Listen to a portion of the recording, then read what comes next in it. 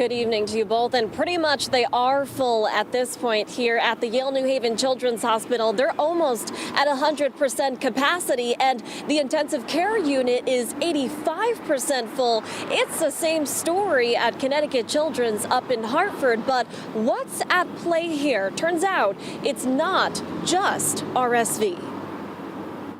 We're seeing kids with breathing that's labored enough or their oxygen is low enough that we're having to send them into the emergency room. Dr. Shannon Martinello works here at Child and Adolescent Healthcare. She says every day she sees at least one RSV patient, and it's been that way for months. But it's not just RSV. She says it's a triple threat with flu and COVID, too. They're getting one on top of another because all of these viruses are out there in pretty significant numbers right now. Most children won't get either virus so bad they have to be hospitalized. But for those who do, there's limited spots. At one point, we got a memo that there were actually no pediatric ICU beds in all of New England. 2 weeks ago, that was the case at Connecticut Children's in Hartford. We were looking at 30 kids waiting for a bed at any one time. A couple of weeks ago, we got it up to 30. That's a lot.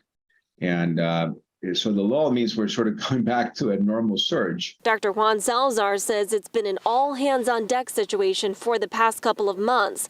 They filled their playrooms with hospital beds and had people working outside of their normal roles.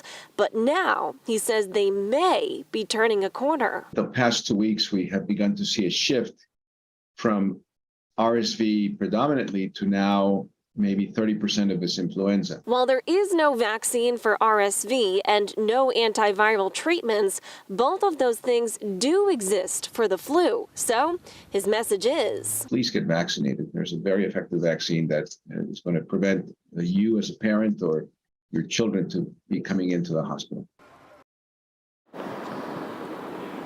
Now, Connecticut Children's in Hartford has been awarded a grant where 3 years from now, they'll have a lot more hospital beds. Here at Yale New Haven Health, they're also working on similar plans. We'll have more information on both coming up in the next hour. For now, we are live here in New Haven. Julia LeBlanc, Fox 61 News.